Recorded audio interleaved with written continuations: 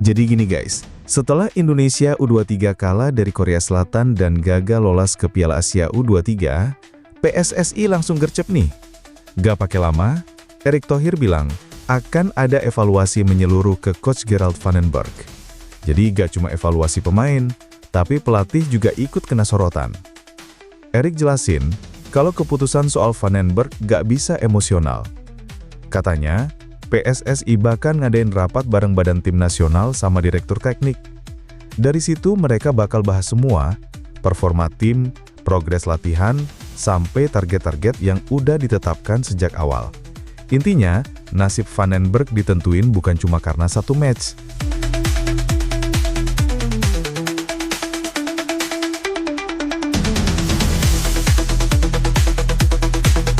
Tapi ya lo tahu sendirilah, dunia maya udah panas banget. Di X, Instagram, sampai TikTok, banyak banget fans yang minta Van den Berg out. Argumennya simple, target udah gagal, buat apa dipertahankan? Media juga mulai ikut-ikutan, ada yang bilang kemungkinan besar Van den Berg bakal cabut. Jadi walaupun Erick bilang evaluasi objektif, tekanan publik tuh bener-bener gede. Di satu sisi, Erick coba stay cool. Dia bilang pembangunan sepak bola itu kerja panjang, gak bisa instan. Kegagalan kali ini emang pahit banget, tapi bukan berarti proyek jangka panjang langsung stop. Nah ini menarik, karena di Indonesia sering banget keputusan diambil karena emosi sesaat. Hari ini kalah, besok pelatih out. Jadi kelihatan banget, evaluasi PSSI ke Van den Berg ini bisa jadi semacam tes kecil.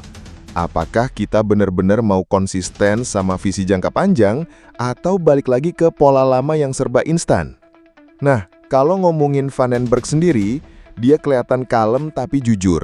Di konferensi pers, dia bilang Indonesia sebenarnya bisa ngejalanin taktik dengan baik, tapi cuma sekitar 60 menit. Habis itu, drop. Korea Selatan lebih kuat secara fisik, lebih tahan mental, dan lebih konsisten. Van den Berg juga bilang pemain-pemainnya sendiri sadar kalau masih banyak yang harus diperbaiki. Jadi bukan cuma pelatihnya yang ngomong, tapi juga refleksi dari tim.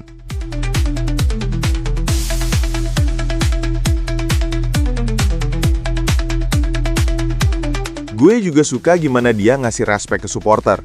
Katanya dukungan dari tribun luar biasa, non-stop dari awal sampai akhir. Tapi dia juga realistis, supporter boleh segila apapun, tapi semua itu harus dijawab sama performa di lapangan. Jadi dia nyorotin pentingnya perbaikan nyata, bukan cuma kata-kata manis. Cuma bro, situasi sekarang tricky banget. Van den Berg ada di persimpangan jalan.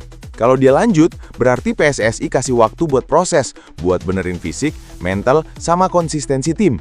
Tapi kalau out, ya berarti kita riset lagi dari nol, mulai lagi adaptasi sama pelatih baru, filosofi baru, cara main baru. Lo tahu kan proses kayak gitu mas sebentar? Jadi ini dilema klasik, sabar buat masa depan atau buru-buru cari hasil instan. Dan sebenarnya ini bukan cuma soal Van den Berg aja. Ini refleksi dari bagaimana sepak bola Indonesia ngejalanin plannya. Kalau PSSI konsisten sama yang mereka omongin soal visi jangka panjang, harusnya mereka siap nahan pressure. Tapi kalau ikut arus publik, ya mungkin Van den Berg bisa aja cabut dalam waktu dekat.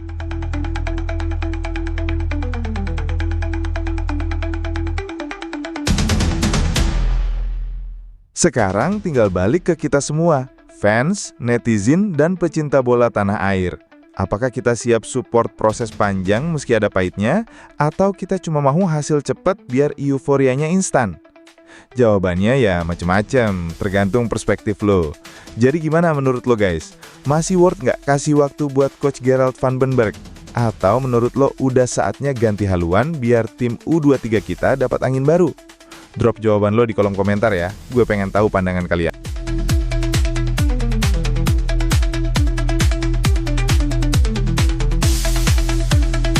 Dan kayak biasa, jangan lupa subscribe channel LoveFootball. Aktifin loncengnya biar lu nggak ketinggalan update terbaru soal sepak bola, khususnya timnas kita. Karena di LoveFootball kita nggak cuma ngomongin skor doang, tapi juga cerita, drama, dan proses di balik lapangan hijau. So stay tuned, keep the spirit alive, and see you on the next content. Inilah sepak bola, and this is LoveFootball.